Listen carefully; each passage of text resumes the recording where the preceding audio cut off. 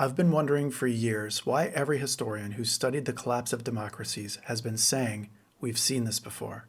Why does it feel like people aren't paying attention while our rights are being taken away from us? So I decided to do some research on the last time a republic collapsed from the inside. In this case, the example I studied was the collapse of Rome.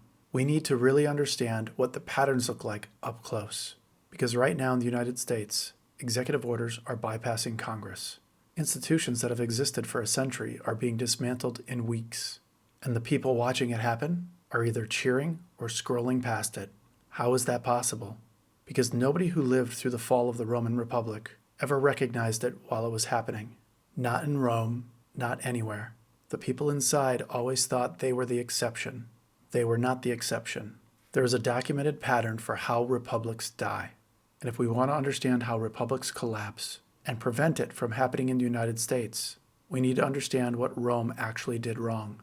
Here are the 5 warning signs that a republic is collapsing and how we prevent it from happening. 1. Citizens stop paying attention.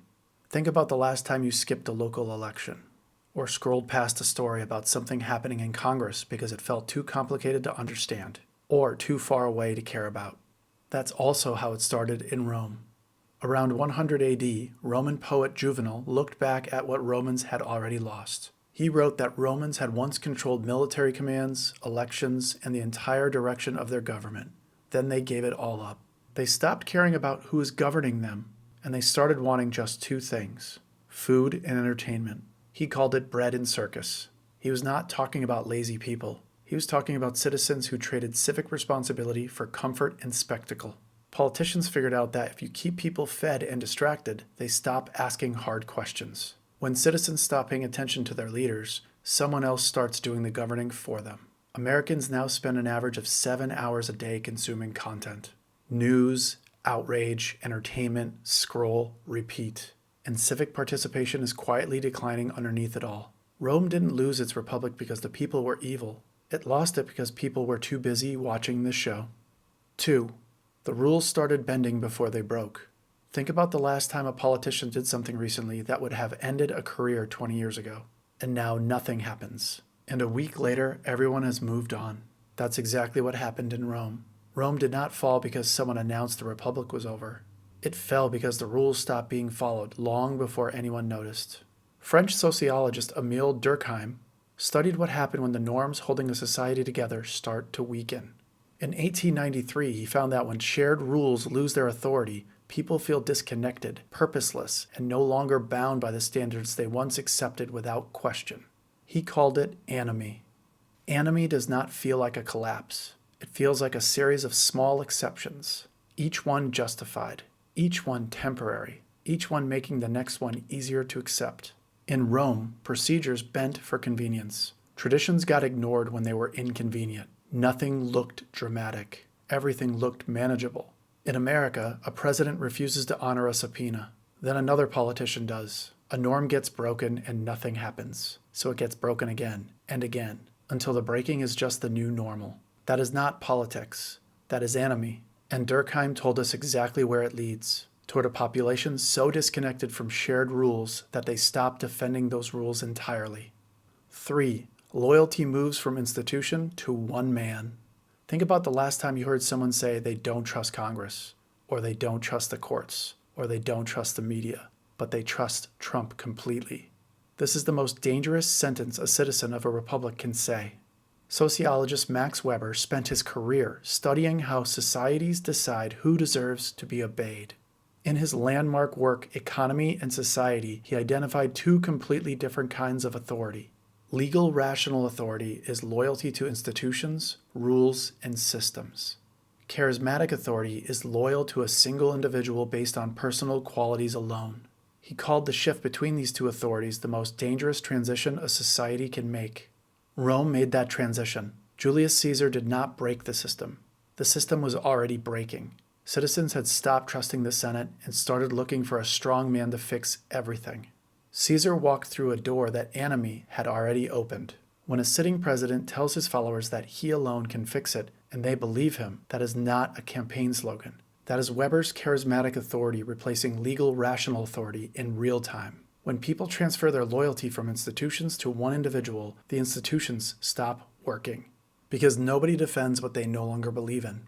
Weber warned that once society begins shifting towards charismatic authority, institutions rarely recover their original strength without crisis. 4. Politics became a show instead of a job.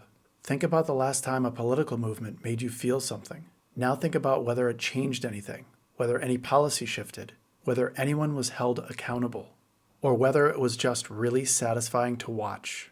Researcher Raphael Heiss at the University of Vienna studied what entertainment does to civic participation. He found that when people consume entertainment-oriented content instead of political content, it measurably reduces their likelihood of engaging in the hard work of democracy. He called it the distraction effect. Rome had the distraction effect at full scale. They had a 50,000-seat arena called the Colosseum where citizens watched gladiators kill each other for sport. Conflict became performance. Enemies became characters. Outrage became the product. Today, cable news runs conflict theater 18 hours a day. Social media rewards the most outrageous take in the room. A president holds rallies that look more like concerts than governance. And ratings go up every time. Citizens stopped measuring their government by what it actually produced. They started measuring it by how satisfying it felt to watch. A republic cannot survive like that. You cannot hold leaders accountable for outcomes you stopped caring about. 5. Emergency powers stop feeling like emergencies. Think about something the government is doing right now that would have been unthinkable 10 years ago. Something you've already started to accept as just the way things are. That feeling of acceptance is a warning sign. Columbia University sociologist Diane Vaughan studied what happens when dangerous exceptions get made repeatedly without immediate consequences. She found that people became so accustomed to the deviation that they stopped recognizing it as dangerous at all. She called it the normalization of deviance. NASA engineers accepted known risks over and over because nothing catastrophic happened immediately. Each exception made the next one feel normal, until the day it wasn't. Republics work the same way. An emergency declaration here, an executive order that bypasses Congress there, a norm broken with no consequences so it gets broken again even bigger. Each one justified. Each one temporary. Each one training citizens to accept the next one, until the exception becomes the rule and nobody remembers what normal looks like anymore. America is not Rome. We have a written constitution, independent courts, civilian control of the military, and a federal system of competing powers which gives this country real structural protections that Rome never had. But those protections only work if citizens actually use them. Rome had citizens who saw it coming. They wrote about it. They warned about it. They documented every single warning sign. It didn't matter, because seeing it and stopping it are two different things. The Republic fell anyway. Rome didn't need enemies to fall. It had citizens who got comfortable. Comfortable with exceptions, comfortable with the spectacle, comfortable with one man having all the answers. Don't get comfortable. That is the only thing standing between a republic and a dictatorship. Citizens who refuse to get comfortable. Rome ran out of citizens who cared. The question is whether we will too. Because republics do not collapse when leaders take power. Republics collapse when citizens stop resisting it.